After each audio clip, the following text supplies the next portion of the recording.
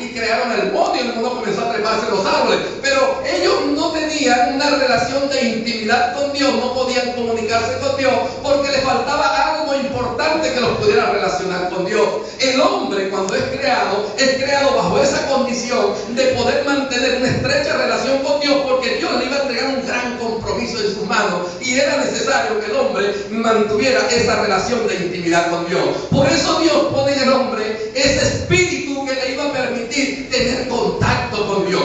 Acuérdense que la Biblia nos resalta que para nosotros poder tener contacto íntimo con Dios, dice que ese contacto con Dios es a través del Espíritu. Dice que Dios es Espíritu. Y los que se acercan a Dios, ¿cómo deben acercarse? En espíritu y en verdad. Por eso Dios al hombre en ese momento, Él pone el Espíritu en el hombre, porque era necesario para que el hombre pudiera entonces tener revelación de Dios a través de ese Espíritu que Dios había puesto, pudiera intimar con Dios, tener ese contacto estrecho con Dios, y Dios le iba a asignar una gran responsabilidad que hacía necesario que el hombre tuviese esa característica de poder compartir con Dios. ¿Y por qué no decirlo de esta manera? Pudiera entregarle cuentas a Dios, pudiera recibir órdenes de parte de Dios, Dios pudiera descargar responsabilidad en este hombre. Ahí está la situación del ser humano, muy especial definitivamente.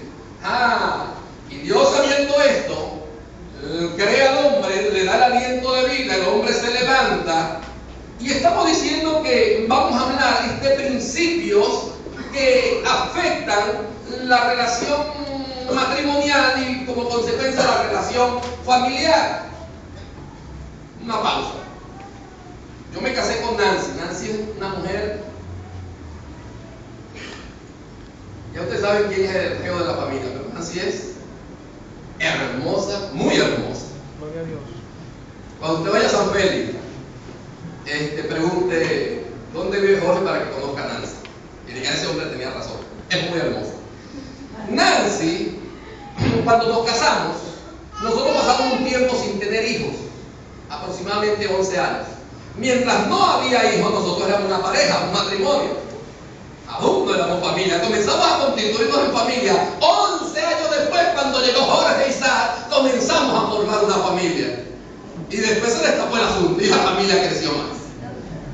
Hermano, y allí comenzó a establecerse una familia, pero previo a eso éramos una pareja, un matrimonio, ¿está bien? El hombre comenzó precisamente en esa etapa. Primero fue una pareja, un matrimonio, ¿no? Y por eso vamos a hablar, en principio, en la medida que vamos a hablar, vamos a hacer primero hincapié en los principios para el éxito matrimonial, y como consecuencia eso va a afectar el éxito en la familia. Ahora fíjense, dice entonces que el hombre es creado por Dios, pero cuando Dios tiene el primer contacto con el hombre, dice en el versículo 15, vea el versículo 15 del capítulo 2, dice el versículo 15, miren cómo dice de la siguiente manera: tomó pues Jehová Dios al hombre y lo puso en el huerto de Edén para que lo labrara y lo guardase. El hombre, Dios crea al hombre y ya Dios lo tenía con un propósito. El hombre iba a gobernar, a regentar, a ser el mayordomo de la creación. Y Dios, cuando lo crea, lo pone en el huerto del Edén, pero ya lo pone con un propósito, le entrega un compromiso serio para que el hombre labrara y guardase el huerto del Edén. ¿Saben que en una oportunidad yo escuché a alguien decir que Dios había establecido el trabajo como una maldición? ¿Usted alguna vez ha escuchado eso? Y hasta lo cantan por allí, que el trabajo es una maldición. Que el trabajo no, Dios lo estableció como algo inconveniente para el hombre. No, y allí lo resalta como algo bueno, cuando el hombre no había pecado. Dios, yo veo ahí 3 instituciones establecidas antes de que el hombre pecara. Una era el matrimonio como consecuencia de la familia, y la otra institución que se estableció estando el hombre en perfección fue precisamente el trabajo. El hombre no había pecado. Cuando yo escucho a alguien decir eso, yo creo que es un gran flojo. Entonces te le dando la culpa al diablo de que el diablo no, Dios no creó el trabajo. Que lo duro del trabajo, que después los echaran espino, eso vino como consecuencia del pecado. Pero allí me resalta que el hombre, cuando Dios creó al hombre, lo creó ya con un propósito, que el hombre estuviera ocupado, y dijo que lo puso en el huerto de Edén, no para que estuviera silbando a los pajaritos, ni trepándose las maticas, ni paseando en los elefantes. No, lo puso allí ¿para qué? ¿Para qué? Sí, pero lee el texto. ¿Para qué lo puso? lo labrara y lo cuidase. Pero guarda esa información, porque esa información nos va a servir para sacar un principio importante en el matrimonio. Luego dice el mismo texto, alguien puede leer en voz alta lo que dice el versículo 16 y 17. Léalo en voz alta. Usted me va a hacer buscar mi Biblia si no lee rápido. Y mandó Jehová Dios al hombre, diciendo: de todo árbol del huerto podrás comer, mas del árbol de la ciencia del bien y del mal no comerás, porque el día que de él comieres, ciertamente morirás.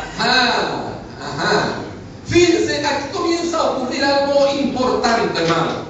Y presten atención a esto, porque este es un principio fundamental que nosotros debemos tomar en cuenta cuando hablamos de matrimonio. Dice que lo pone en el huerto del Edén y Dios le da la primera palabra al hombre que vemos allí escrita. Le da una orden, le marca unas pautas que el hombre debe tomar en cuenta. De allí podemos hablar que esa es la primera Biblia que Dios le da al hombre, la primera Biblia de 2 versículos. Entendemos que la Biblia es la palabra de Dios, ¿verdad que sí? Y es la primera vez que Dios deja plasmada su palabra para que el hombre pueda tomar en cuenta lo que Dios espera de él. Le da una ordenanza y le plantea ciertos juicios, ciertos principios allí que el hombre debía tomar en cuenta.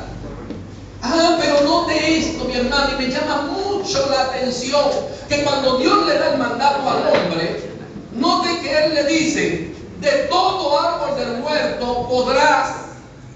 No use como usa el verbo podrás, no dice de todo árbol del huerto podrán comer. Dios no lo hace plural, lo hace en singular. Es decir, que Dios está hablando exclusivamente para ese hombre en ese momento.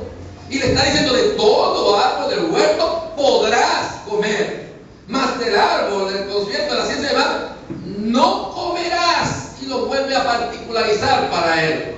Ahora, ¿saben lo que a mí me llama la atención mucho de esto? Que Dios le está dando un mandato al hombre y lo da cuando solo está creado el hombre y aún no había sido creada la mujer. ¿No le llama la atención eso de que Dios no esperara que estuviera la mujer creada para darle ese mandato? Sino que Dios hubiese esperado, está el hombre, está la mujer, y le da la orden a ambos, sino que se la da solo al hombre. El hombre era el único que existía, no había ni rastro de mujer por allí, ni el hombre se imaginaba si iba a existir o no iba a existir otro ser como él, si había o alguien más creado. Simplemente que el Dios le da la palabra al hombre y se lo dice en sentido personal, particular: de todo árbol del huerto podrás comer, pero no comas de tal árbol porque va a venir tal situación sobre tu vida. Eso nos llama la atención, hermano, porque allí precisamente uno de los principios que el Señor va a resaltar después en el tiempo de la gracia, en el Nuevo Testamento, es precisamente el papel sacerdotal que el hombre cumple en el hogar.